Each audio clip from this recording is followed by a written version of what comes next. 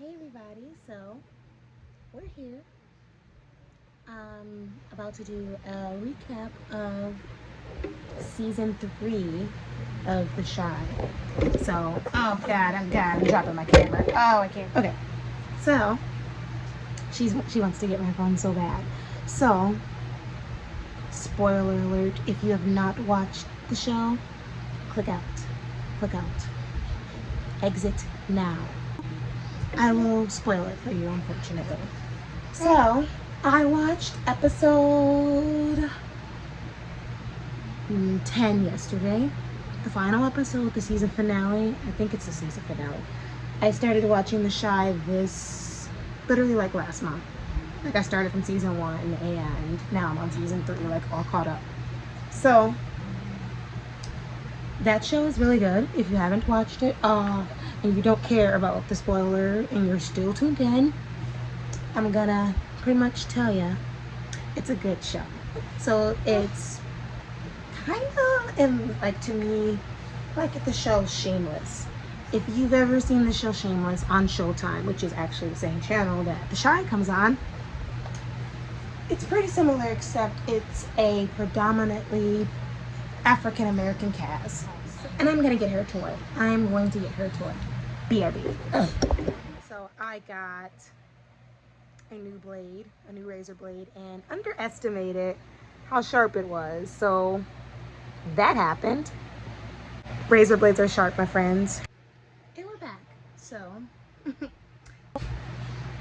season 1, they have a lot of different characters that are pretty much main characters, and which is similar to Shameless. So there's like a lot of characters that the show focuses on. And one character that I personally became attached to was Brandon. And season 3, they completely like dumped him. Like he was just garbage. Brandon was I'm assuming mid-20s, like my age, like 25, 26-year-old guy that he went to culinary school, and he worked at a like super high-end restaurant, and he was pretty much just trying to go down like the straight and narrow. He got sucked in to the drama quickly. He was pretty like smart, but he was smart, but street smart, he had none of it whatsoever. Because obvious, like from the viewer's point of view, like you'd be like, really, dude, you didn't know that the guy that owns the pizza joint is like one of the top bad guys. So he got into some mess with that guy, and in season 3 he's gone. Honestly, he's gone because they killed him off the show, because apparently some conflict that he had. I think it was sexual harassment with another cast member, which sucks because he was a really good part of the show, and now he's gone because of that. So that sucks. But I'm really hoping that with his character, they put his character like in witness protection or something, because they left like a big cliffhanger of what happened to him. Season 2 ended with him like pretty much talking to the police about what he was doing, because he didn't really know what was going on. He just knew that he had accepted help from this big drug guy, and he thought the guy was just like literally genuinely helping him. And season 3 showed obviously he was not the brightest when it came to street smart. So yeah, he's not on the show anymore because they started it with his funeral. And I'm like, so y'all ain't gonna tell us how he died? So with my hopefulness, I'm assuming that he's in witness protection, and that's why his casket was closed, even though I know he was kicked off the show. And then there's another character named Ronnie that I became super emotionally attached to. And he killed Brandon's brother on the first episode of season 1, which I was very angry with him about, because I'm like, why? Like I understood like his reasoning, but ultimately. I mean, I know it's a show, but some people actually think like that. Like, you're not, like, you don't have the final say, you know? So he thought that Coogie, which was Brandon's little brother, had something to do with, or killed, he thought that he killed, like, robbed his son Jason, which wasn't really even his son, but he pretty much raised this kid up like he was his son, and he was like madly in love with Jason's mom, and she's a whole nother story, which I'm about to get into, because her character needs to go. Like, if anybody needed to be killed off the show, it should have been her. Like, I'm sorry. She was toxic, she was manipulative, she was controlling. Like, he came to her with the murder, and she pretty much like coerced him and insisted that he figured out what happened to her son. And when he did, he like found out that that little boy Coogie, who was only like 15 or 16, was standing over the body. Like, no, like, more details than that. He took that information and shot him, and then asked questions later. So with that being said, it was because of her pressuring him to do that is why he did that, because he wanted to make her happy. And her character sucks. Her character truly sucks, because he killed Coogie, which is, he's the bad guy on My Block. Like, he's from the rival gang from the show On My Block, which is also another good show that I watched. So if you haven't watched that show, you should watch it. It's pretty good. It's on Netflix. So yeah, and he killed Coogie. And it was like, dang, like, why you had to kill Coogie? Like, I mean, I would have liked for him to get popped on My Block, but not this show. Like, what the heck? He was actually like a really cool, was it the first episode? I think it was like the second episode he killed Coogie. But point is, Coogie got okay, he got and I was mad about it. So thanks to Jason's mom, Ronnie's girlfriend, Ronnie offed Coogie. And Ronnie regretted it because Coogie started to hunt him, and he later found out that Coogie actually didn't have anything to do with Jason's death. So he was stupid. Ow. And it gets worse. So I'm not gonna go like, it's a lot to go into detail, because like, you literally have to watch the show. I can attach a recap on it, like a link to the recap, if you want to see all in grand detail of what's happened in season 1 and in season 2. But right now I'm gonna just focus on season 3. So season 3, Ronnie is pretty much trying to fix everything that he did. Everybody is mean to him. Like, okay, we get it. Ronnie killed Coogie, and he felt awful about it, which I can't really say, oh yeah, I would accept his apology if that was like something that happened in real life, because I probably wouldn't. I can understand why everybody was giving him a hard time, but the show makes you see things from so many perspectives, and already being kind of like empathetic. I was already like feeling bad for him when he did the initial shooting, because I knew that he was doing it to get acceptance from Jason's mom, which no matter what he had done or what he could have done, she would have never accepted him. And in season 3, she finally like started to be nicer to him after he saves, what's her face, okay, time to Google it because I can't remember her name. Keisha. Okay, so there's another character that is a main character, and he's a kid on the show, and he shot Ronnie in season 1 because he witnessed Ronnie shoot Coogie, and he thought that Ronnie wanted to off him, or he thought Ronnie was going to kill him because he witnessed this. But Ronnie actually wasn't this evil like person. He shot Coogie because he thought Coogie robbed Jason. Everybody's getting each other. Kevin is the little boy that witnessed Coogie gets shot by Ronnie, and she is hilarious. And he was like, dang, I witnessed this. That guy, Ronnie, which he doesn't know, is going to get me because he thinks that I'm going to snitch ultimately. But he was kind of like having that mentality, like, I ain't a snitch kind of thing going on. But he also was afraid to snitch. So like even if he were to tell, he thought that like he was gonna get in trouble either way. So long story short, I'm not even gonna go into detail. Him and Brandon became like this, and he kind of set Brandon up in one episode to like meet with Ronnie. It was a fight. So yeah, that happened. And then he shot Ronnie. Kevin shot Ronnie. And then in season 3, Keisha gets kidnapped because Keisha is the sister. She is Kevin's older sister who is like super, I guess, in other words, fast. Like she just does what she wants. She's like, I think 16 or 17 years old, and she's like an out of control teenager kind of thing going on. Like she's just doing whatever she wants. So she gets kidnapped because she's like out late because the guy that kidnapped her was a complete creep, and he kidnapped her and held her in his basement for like 2 months, and she was missing through like the first 5 episodes of The Chi.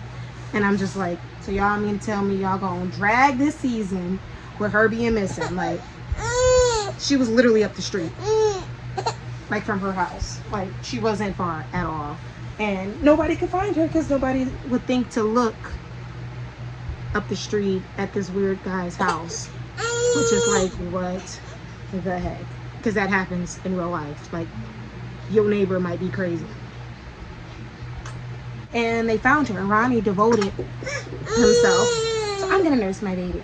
Ronnie devoted himself like to redeem himself in a way, to find Keisha, because he already was getting like a bad rap, because he already had a bad rap obviously for killing Poogie, and nobody liked him. He was an alcoholic, and it was just like, damn, I gotta do something to him, like to make my life have meaning, I suppose. So he found Keisha, saved her, got his ass whooped by this crazy dude, and then Keisha killed this guy. Now Keisha's pregnant by this guy, and it's just like, wow. Like that whole season was pretty much wasted on her storyline because they wanted to kill off Brandon. I am like angry about that. Like, why y'all have to kill Kevin? Like, why'd y'all have to do that? Why? Y'all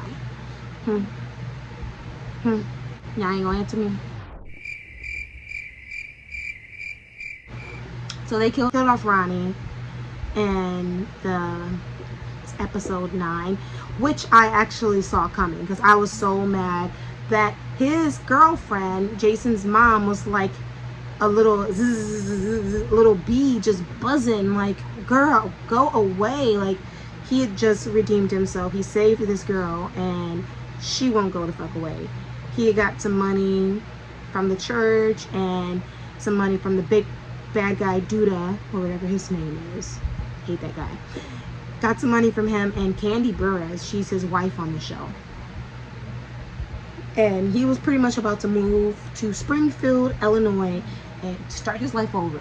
And I just knew like it's just too good to be true. Like he got everything. Like his grandma just died. He just spreaded her ashes, and he was just like, things were going too good for him. It was just like too good to be true for me. Like that's what I was feeling. So towards the end of the episode, he was leaving Jacob Lattimore's character. What is his name? Emmett. Emmett's restaurant opening that he had with Lala Anthony, and I can't remember what her character's name is, but he had a grand opening for his restaurant with her, because him and Lala have a restaurant, and his character has a whole nother story. Like he got 3 baby mamas, and he just don't know how to pull out one. But he was starting to get things back together. Emmett starting to get things back together and had opening for his restaurant, and Jason's mom's like, hey, yeah, let's go to the restaurant together before you leave. He's like, okay, that does sound good. And I'm just like, so you just gonna go with this bitch after she was just like mean to you throughout the whole show? Like she kicked you out of her house, you killed somebody for her, and she was like, no, that's on you, I ain't tell you to do that. She really just said she ain't tell him to do that. So like it was a lot. It's a lot of characters on there that you just be looking at like, that's wild. That is wild.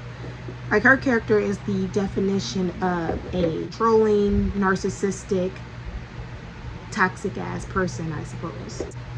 Ronnie gets got at the last part of the episode. As soon as him and Jason's mom is walking away, like leaving the barbecue joint after having some good ass barbecue, because apparently Lala Anthony on the show can cook really good.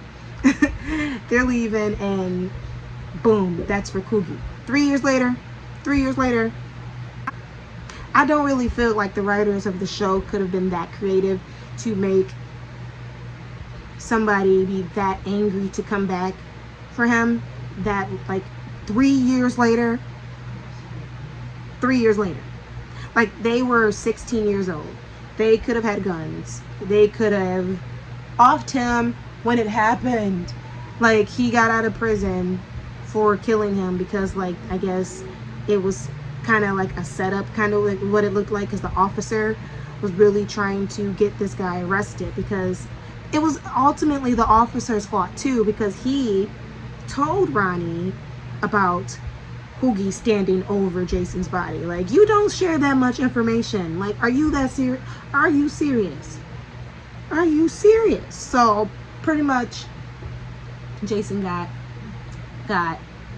and the officer shared too much information with Ronnie, and Ronnie took matters into his own hands to appease Jason's narcissistic ass mom. So yeah, it's pretty toxic. It's a pretty toxic ass show, but it does make you view things from a lot of perspectives. Like, I remember watching it and seeing Brandon talking to Ronnie, and Brandon is Coogie's big brother, the one that got killed in the first. Like, we still don't know how Brandon died, like I said before. But Brandon accepted Ronnie's apology. And I'm like, if Brandon can accept Ronnie's apology, like, really? Really, y'all? 3 seasons later, 3 years, 3 entire years, y'all want to take somebody that was supposedly Coogie's friend and come off Ronnie? I don't feel like they were that creative for that. I feel like they were just like, let's shake everybody. Let's kill Ronnie. But it was so predictable, because the episode, well, maybe it was for me because I write books and shit. But for me, I was just like, hope nothing happened to him. And as soon as I say that, boom, he gets shot in the head. And I'm just like, damn, that sucks. They had nothing else to, like, shake the show with. They already kicked off Brandon. They already, like, never explained his death. Just left a big ass cliffhanger, and we're all just sitting there like, what happened to Brandon? We still don't know what happened to Brandon. Like, I guess last night's episode was the season finale, and we don't know what happened to Brandon. And I'm still like, we need answers. So that, I'm guessing that gives us some kind of hope for season 4. But honestly, even if there is a season 4, I probably will watch it. I probably will watch it because I want to know what happened to Brandon. But if they start the show, like, the season out with no explanation of what happened to Brandon, what happened to the, like, officer that was, like, helping him, that girl, it was like a woman officer helping him. Like, if they don't give us any answers, I'm out. But yeah, that is pretty much it. It was the last episode. It felt kind of meaningless because we got to see about Jake. Jake is Kevin's friend, and he is like a kid too. And what Papa is the other little friend's name, and he's a kid too. And we find out that his dad was doing some, like, crooked work, and he's the pastor. And it's just a lot of stuff going on. It's a messy show, but you have to be able to watch a show that is messy like that. You have to, because it's all over the place sometimes. But the storyline was really, like, the first and second season was really good, but I feel like season 3 just kind of was like, it was like this is the first season, yeah. But that was pretty much how I felt about the show. It's really hard to go into grand detail, I guess, because that would be like an hour-long thing, and I ain't got time for that. Or I actually do got time for that, because I'm a YouTuber, so I make time for my YouTube. If you haven't watched The Shy, you should give it a chance. The first 2 seasons, I personally think are the best. Season 3 was kind of like meh, but let's see what season 4 has to offer if they do a season 4, because with COVID, I'm like, are they going to incorporate the pandemic into season 4 somehow? And then they're gonna be telling us like kind of like a backstory of what happened to Brandon, because I mean the only thing is that he got killed because he did something, like, I don't know, got robbed or something. But he did get robbed in season 1 and no, season 2 I think. Like they stole his taco truck and they was out. He didn't die that day. I mean, anything can happen, but I mean, it's a show. So I'm feeling like he is in witness protection, and that is my hope, and I'm sticking with it. So yeah, I feel like season 4 they're gonna come back with some kind of explanation of what happened to him, and Duda needs to get got immediately because Luke James is Jake's big brother, which I did not go into detail about, but like I said, I'm going to attach like links for you to see the recaps for the seasons, because it's a lot. The show's all over the place, but the characters and their storylines are really touching and pretty good. Comment what you think below, and let's have a discussion. Let's talk about some things on the show. I will probably respond with another video, or maybe I'll go live and we can have a live chat about it. I don't know. Let me know what you think, and thanks for watching. Band-Aid on my head. Don't call me Band-Aid head. That was like an Andy Miller Knock It reference. Yeah, I'm that old. Okay, bye. Peace, love, and tie out. Don't forget to subscribe.